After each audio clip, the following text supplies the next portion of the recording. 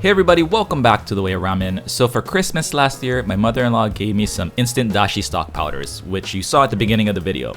Being that we're still in lockdown here, it's still hard to get ingredients, so I came up with the idea of using these things to replace ingredients I would normally use to make ramen from scratch. Kinda like my own version of instant ramen, or instant ramen 2.0. I used just a handful of ingredients, and to be honest, the results were pretty dang good, so yeah, let's get right into it.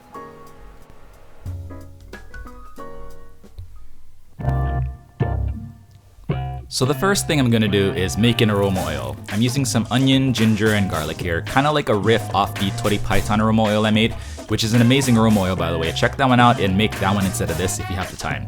Anyways, I think most instant ramen has these flavors, and maybe most people might try to use onion, ginger, and garlic powder in the soup, but I felt these flavors might hit a little better if I used them in an aroma oil instead. A good aroma oil can elevate even a pretty substandard soup, which I'm kind of expecting considering I'm using instant stock powders. You basically want to use a majority of onions here, a small amount of ginger, and an even smaller amount of garlic. I messed up on my ratios a little bit, but it still tasted pretty good, just a little ginger heavy. I got some oil in the pan and started off with just my onions at a high heat.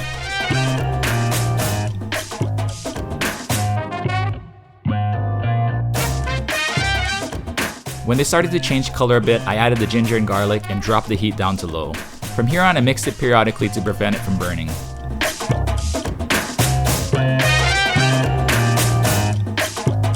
And when it hit this color, I took it off the stove and let the carryover heat cook it the rest of the way. And when it was cooled, it looked like this, and I transferred it to another container for later.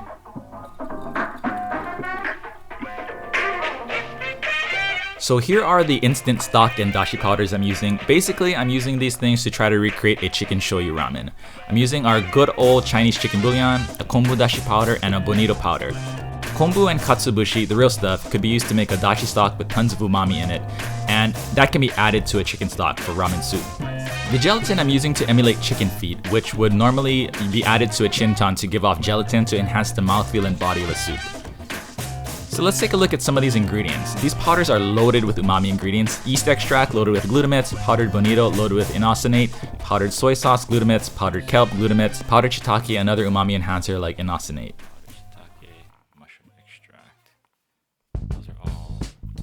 And the chicken bouillon doesn't even try to hide it, it just writes them in chemical form. MSG, inosinate, which is the umami component found in fish and animals, and guanylate, the umami component that comes from mushrooms.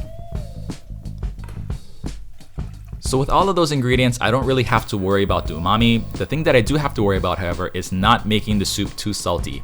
I added a liter or about 4 cups of water into a pot, and then I'm adding about half of the 2 dashi powders and a teaspoon of the chicken stock powder. The downside to these powders is they have a lot of salt in them, which normally ramen soup does not have until the end when the tare is added, so I need to taste the soup to make sure it's not too salty. It can be a little salty, but it should taste under seasoned. If it's too salty, you need to add some water to dilute it. When the soup was hot, I added 1 teaspoon of gelatin powder. This again is to emulate the gelatin given off by chicken feet. I've never worked with this before, so I don't know how much I can add to the soup before it starts to taste a little funky. I think I could have gone a little bit more, but I'll just have to experiment with this more later. When the soup is nice and hot, you can keep it warm on the side, and you're gonna heat this up again to boiling right before you eat. Next, I'm just gonna prep some toppings and we can put everything together. I cut up some green onions from my wife's garden. The green part I'm using for topping, and the white part I'm using for the soup. I'm gonna add it to the bowl right when I add the tare and oil.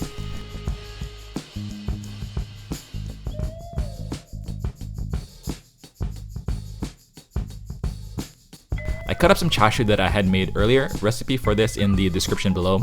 I usually just make a big batch of chashu and then store them in the freezer for when I need to make ramen. It's really handy just to have on hand.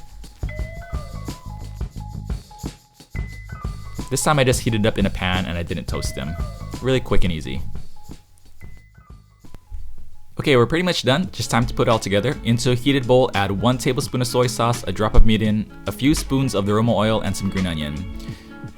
Here are the noodles I'm going to be using. It's the same ones I used in my fish head ramen video. You can use any type of ramen noodle you want, but the fresh noodles, either homemade or store-bought, are so much better than those fried bricks and noodles. I'm just going to drop these in and cook them for about a minute. And when the noodles are cooking, I added 300 ml of hot soup to the bowl, and when the noodles were done, I strained them and added them to the soup too. I topped with chashu, green onions, and a bit of the fried onion from the aroma oil. and this is my version of instant ramen, or instant ramen 2.0. Maybe not so instant because of the Aroma Oil, but man, it tasted pretty damn good. Shout out to Ramen Lord for coming up with the instant ramen 2.0 name for this video, by the way. I put it up on Instagram because I had no idea what to title this, and he came through.